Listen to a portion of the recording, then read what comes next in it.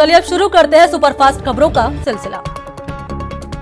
बाबरी मस्जिद विध्वंस केस में 28 सालों बाद आज लखनऊ की एक स्पेशल सीबीआई कोर्ट फैसला सुनाएगी। इस केस में बीजेपी के वरिष्ठ नेता एल.के. आडवाणी, मुरली मनोहर जोशी, उमा भारती और कल्याण सिंह भी आरोपी हैं। हाई प्रोफाइल मामले में फैसले के मद्देनजर अयोध्या और लखनऊ में सुरक्षा के कड़े इंतजाम किए जा रहे हैं। कोर्ट में बीजेपी की फायर ब्रांड नेत्री उमा भारती को भी मौजूद रहना था, लेकिन वो कोर्ट में मौजूद नहीं रहेंगी। उमा भारती कोरोना वायरस से संक्रमित है। उमा भारती का कोरोना टेस्ट की रिपोर्ट फिर से पॉजिटिव आई है। हाथरस गैंगरेप पीड़िता का शव देर रात गांव पहुंचा और ग्रामीणों के भारी विरोध के बीच अंतिम संस्कार कर दिया गया। हालांकि जब आधी रात में शव गांव पहुंचा तो ग्रामीण अंतिम संस्कार के लिए राजी नहीं थे, लेकिन पुलिस ने भारी विरोध के बावजूद पीड़ित का अंतिम संस्कार करा दिया। वहीं परिवार ने शव का जल्दबाजी में अंतिम संस्कार करने से इनकार कर दिया था। परिवार की मांग थी कि सुबह अंतिम संस्कार किया जाए। बता दें कि मंगलवार को दिल्ली के सफदरगंज हॉस्पिटल में पीड़िता की मौत के बाद लोगों में गुस्सा है। पीड़िता की मां ने कहा कि जब मैंने अपनी बेटी को पाया तो देखा उसके शरीर से बहुत खून बह रहा था। मैंने उसे अपने दुपट्टे और उसी खून से लथपथ कपड़े से उसे ढक दिया। हाथरस गैंगरेप से सियासी पारा एक बार फिर गर्मा गया। पीड़ित परिवार इंसाफ की मांग कर रहा है। महिला अपराध को लेकर विपक्ष योगी सरकार पर निशाना साध रहा है। इसी बीच हाथरस एसपी ने पीड़िता के साथ गैंगरेप नहीं होने की बात कही है। इस घटना को लेकर देश भर में आक्रोश है। घटना के विरोध में और दोषियों की कड़ी सजा दिलाने के लिए कांग्रेस पार्टी की ओर से मंगलवार को प्रदर्शन किया गया। दिल्ली महिला कांग्रेस की कार्यकर्ताओं ने मंगलवार को विजय चौक के पास प्रदर्शन किया और न्याय की मांग की। भीम आर्मी के चीफ चंद्रशेखर आजाद को पुलिस ने हिरासत में ले लिया। वो हाथरस गैंगरेप पीड़िता को इंसाफ दिलाने के लिए दिल्ली के सफदरगंज अस्पताल में धरने पर बैठे थे। हाथरस में दलित लड़की के साथ हुई गैंगरेप की घटना को लेकर बॉलीवुड स्टार्स में भी गुस्सा देखा जा रहा है। अक्षय कुमार, रितेश देशमुख, फरहान अख्तर और उर्मिला समेत कई सेलेब्स ने घटना को लेकर सोशल मीडिया पर अपनी नाराजगी जताई है। सुशांत सिंह राजपूत की मौत मामले में एम्स की टीम ने ऑटोप्सी और विसरा की शुरुआती रिपोर्ट सीबीआई को सौंप दी। सीबीआई ने बयान जारी कर कहा कि सुशांत सिंह राजपूत मौत मामले में अभी किसी निष्कर्ष पर नहीं पहुंचा जा सका है। सुशांत सिंह राजपूत केस में मुंबई फॉरेंसिक लैब की बड़ी लापरवाही सामने आई। सुशांत के विसरा का ड्रग टेस्ट नहीं हुआ था और मुंबई फॉरेंसिक लैब ने पता ही नहीं किया था कि सुशांत को ड्रग्स दिया गया था या नहीं। ड्रग्स मामले में गिरफ्तार एक्ट्रेस रिया चक्रवर्ती और उनके भाई शोभिक चक्रवर्ती की जमानत अर्जी पर बॉम्बे हाईकोर्ट में कुल 7 घंटे सुनवाई हुई। अदालत ने अपना फैसला सुरक्षित रख लिया है। अभिनेता सुशांत सिंह राजपूत के मौत मामले में ड्रग्स एंगल की जांच करने वाले नारकोटिक्स कंट्रोल ब्यूरो के 20 अधिकारी और कर्मचारी कोरोना पॉजिटिव हो गए। रिपोर्ट आने के बाद अहमदाबाद, इंदौर, बेंगलोर और चेन्नई से एनसीबी के अधिकारियों को मुंबई बुलाया गया है। कंगना रनौत के साथ चल रहे विवाद में शिवसेना सांसद संजय राउत ने हाईकोर्ट में हलफनामा दाखिल किया। उनका कहना है कि ना उन्होंने कंगना को गाली दी और ना ही धमकाया है। देश के 10 राज्यों की 56 विधानसभा सीटों और 1 लोकसभा सीट के लिए उपचुनाव की तारीखों का ऐलान हो गया। मध्य प्रदेश, छत्तीसगढ़, गुजरात और यूपी की 54 विधानसभा सीटों पर 3 नवंबर को वोटिंग होगी, जिसके नतीजे 10 नवंबर को आएंगे। मध्य प्रदेश में विधानसभा उपचुनाव की तारीखों का ऐलान हो गया। 3 नवंबर को मध्य प्रदेश की 28 विधानसभा सीटों पर उपचुनाव होगा और 10 नवंबर को काउंटिंग होगी। उपराष्ट्रपति वेंकैया नायडू मंगलवार को कोरोना वायरस से संक्रमित मिले। ये जानकारी उपराष्ट्रपति के ट्विटर हैंडल से मंगलवार रात को दी गई। उपराष्ट्रपति की पत्नी का भी कोरोना टेस्ट करवाया गया, जिसमें वो नेगेटिव मिली। कोरोना से संक्रमित पाए जाने के बाद उपराष्ट्रपति होम क्वारंटीन में चले गए हैं। मशहूर प्रोड्यूसर डायरेक्टर शेखर कपूर को भारतीय फिल्म और टेलीविजन संस्थान का नया अध्यक्ष और संस्थान की गवर्निंग काउंसिल का प्रमुख नियुक्त किया गया है। सूचना और प्रसारण मंत्रालय ने कपूर को इन पदों पर नियुक्त किए जाने की घोषणा की है।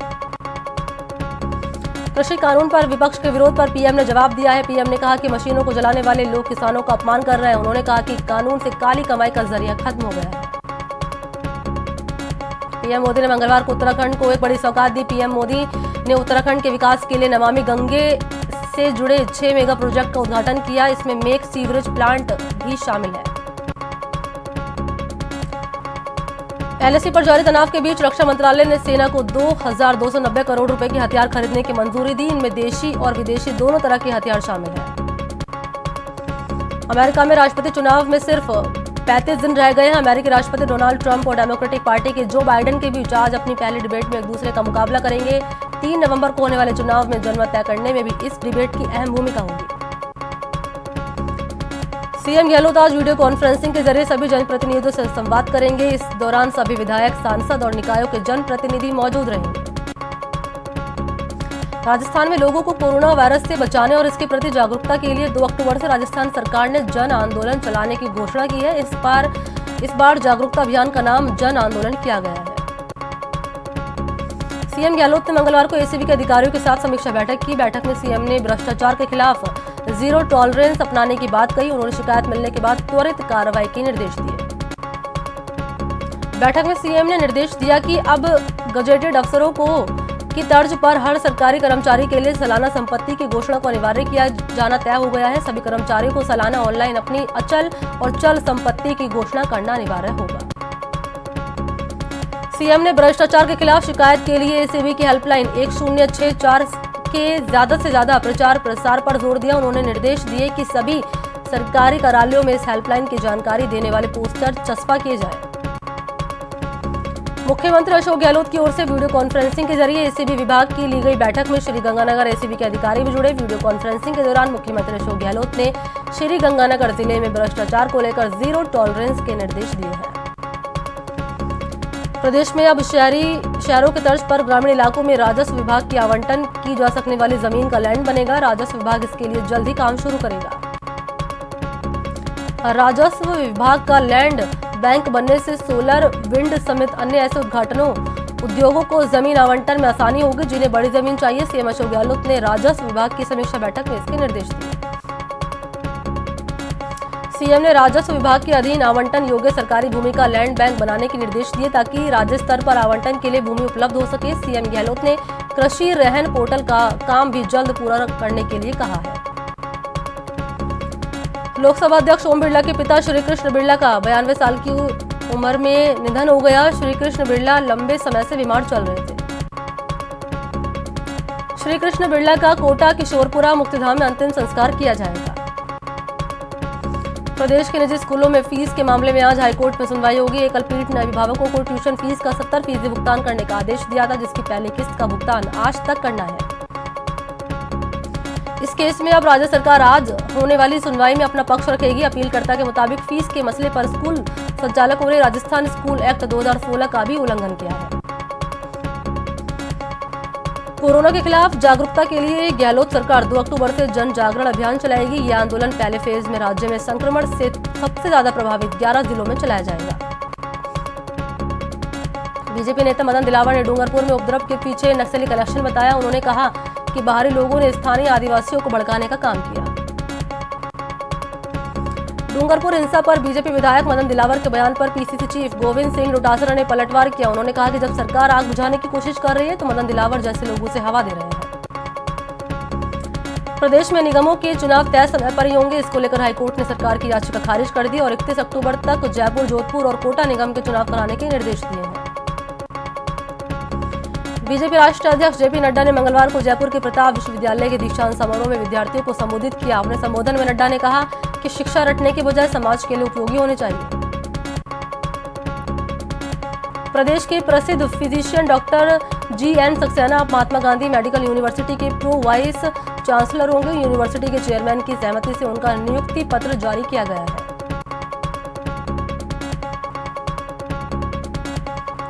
प्रदेश के 874 ग्राम पंचायत चुनाव के चौथे फेज के लिए आज नामांकन पत्र दाखिल किया जाएगा। दाखिल किए गए पत्रों की कल जांच होगी, जिसके बाद 10 अक्टूबर को मतदान कराया जाएगा।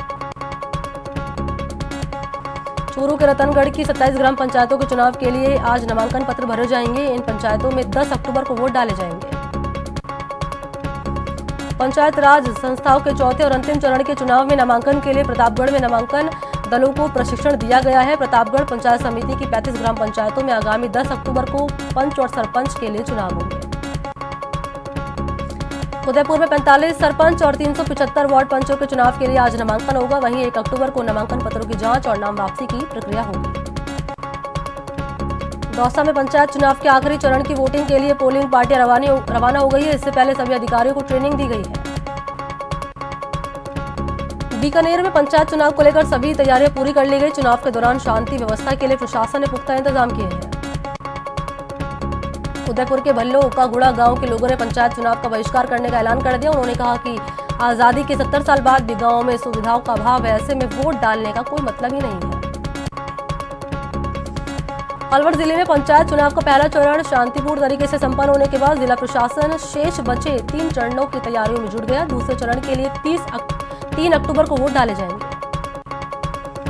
धौलपुर जिले की बाड़ी पंचायत समिति की 35 ग्राम पंचायतों में महिलाओं ने पुरुष के मुकाबले बाजी मारी है। 20 महिला प्रत्याशियों ने पुरुषों के 15 प्रत्याशियों के मुकाबले सरपंच के रूप में चुनकर आई है। तो चलिए ब्रेक के बाद खबरों के सिलसिले को आगे बढ़ाते हैं। देश में कोरोना की रफ्तार नहीं थम रही। पिछले 24 घंटे में देश में 69,668 नए केस सामने आए, जिसके बाद कुल मरीज का आंकड़ा 61,43,000 के पार पहुंच चुका है। कोरोना से पिछले 24 घंटे में 775 लोगों की मौत हो गई। इसी तरह इस बीमारी से अब तक 96,351 लोगों की जान जा चुकी है। वहीं पिछले 24 घंटे में 85,194 मरीज ठीक भी हुए, जिसके बाद ठीक हुए मरीजों का आंकड़ा 50,98,000 को पार कर गया और रिकवरी रेट 82.74% है। कोरोना संक्रमण के बढ़ते मामलों को लेकर मुंबई में बीएमसी ने नए नियम जारी किए। मुंबई के किसी भी मॉल, दुकान, रेस्टोरेंट, दफ्तर, बस, टैक्सी, रिक्शा में बिना मास्क के एंट्री नहीं मिलेगी। सड़कों पर बिना मास्क घूमने वालों पर बीएमसी ने 200 रुपये जुर्माना तय किया है। मरुधरा में कोरोना का आंकड़ा तेजी से बढ़ रहा है। मरुधरा में बीते 24 घंटे में 2,148 नए केस सामने आए, जिसके बाद प्रदेश में संक्रमित का आंकड़ा 1,33,000 के पार पहुंच चुका है। मरुधरा में 24 घंटे में कोरोना से 15 लोगों की मौत हो गई है। इसके साथ ही प्रदेश में कोरोना से मरने वालों का आंकड़ा 1,471 तक जा पहुंचा है। जयपुर में कोरोना के बढ़ते संक्रमण को देखते हुए कोरोना जागरूकता अभियान चलाया जा रहा है। इस अभियान के चलते लोगों को मास्क और सोशल डिस्टेंसिंग के लिए जागरूक किया जा रहा है। कोटा में कोरोना के 86 नए केस सामने आए। जिले में कुल केस 8700 के पार पहुंच चुके हैं। प्रतापगढ़ में मंगलवार को कोरोना के 2 नए केस सामने आए। जिले में कुल मरीज की संख्या 797 हो गई है। सीकर में कोरोना के 61 नए केस सामने आए। इसके साथ ही जिले में कुल केस 4,478 हो गए हैं।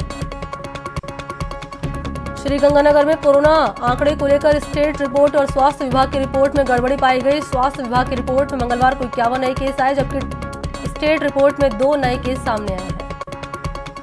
श्रीगंगानगर जिले में सूचना और जनसंपर्क विभाग के द्वारा आमजन को कोरोना के प्रति सावधान और सचेत करने के लिए लगातार जागरूकता कार्यक्रम चलाए जा रहे हैं, जिसके तहत माइकिंग रिक्शा के जरिए आमजन को वैश्विक महामारी कोरोना के प्रति जागरूक किया जा रहा है।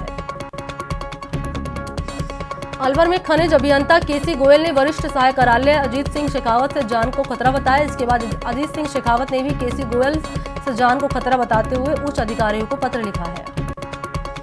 बूंदी के जनाना हॉस्पिटल में मंगलवार को गफलत में 2 नवजात बालिकाओं के बदल जाने का मामला सामने आया, जिसके बाद कोटा जेके लोन पहुंचने पर परिजनों को अपनी गलती का एहसास होने से दोनों पक्ष के परिजनों ने बालिकाओं की अदला बदली पर अपनी भूल का सुधार किया। श्रीगंगानगर पुलिस ने नशीली दवाओं के खिलाफ कार्रवाई करते हुए एक युवक को गिरफ्तार किया। युवक के पास से 500 नशीली गोलियां बरामद हुई है। चूरू के रतनगढ़ में एक विवाहिता को अगवा कर जहरीला पदार्थ खिलाने से मौत होने का मामला सामने आया। मृतका के परिजनों ने आरोपी के खिलाफ मामला दर्ज कराया है। भरतपुर की कामा पुलिस ने 12 साल से फरार चल रहे आरोपी को गिरफ्तार किया। आरोपी पर हत्या, लूट के कई मामले दर्ज हैं। चूरू में राशन डीलर से राशन मांगने गई एक 60 साल की बुजुर्ग महिला और उसके बेटे के साथ मारपीट का मामला सामने आया। पुलिस मामले की जांच कर रही है। बीकानेर पुलिस ने नकबजनी के 2 आरोपियों को गिरफ्तार किया। इन आरोपियों ने कई वारदातें करना भी कबूल किया है। भरतपुर पुलिस ने अपराधियों को पकड़ने के लिए धरपकड़ अभियान चलाया है। इसके तहत 4000 के फरार चल रहे नामी बदमाश को गिरफ्तार किया है। कोटा पुलिस ने बाइक चोर गिरोह का खुलासा किया है। पुलिस ने गैंग के 2 सदस्यों को गिरफ्तार किया है।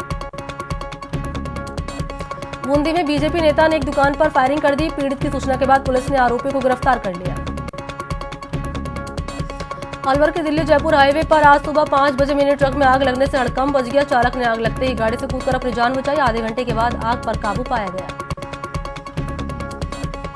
बाड़मेर में निर्माणाधीन टांका ढहने से 3 मजदूरों की दर्दनाक मौत हो गई। टांका ढहने से मिट्टी में दबे मजदूरों को बाहर निकालने के लिए घंटों चले ऑपरेशन के बाद 3 मजदूरों के शवों को बाहर निकाला गया। सवाई माधोपुर के बौली थाना क्षेत्र में संदिग्ध अवस्था में एक महिला की मौत हो गई। पुलिस मामले की जांच कर रही है। कोटा के चंबल नदी में डूबने से 10वीं कक्षा के छात्र की मौत हो गई। मृतक नहर में नहाने गया था। सिरोही में एक बेकाबू कार ने राह चल रही महिलाओं को कुचल दिया, जिसमें एक महिला की मौके पर मौत हो गई और दूसरी महिला को अस्पताल में भर्ती करा दिया गया है। तो चलिए इसी के साथ इस बुलेटिन में इतना ही। नमस्कार।